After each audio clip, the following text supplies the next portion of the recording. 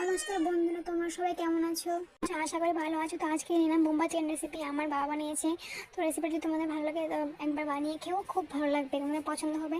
তো ভালো লাগলে আমার চ্যানেলটা সাবস্ক্রাইব করে পাশে থেকো আরও ভিডিও দেখার জন্য। তো রাধে রাধে বন্ধুরা, বাই বাই।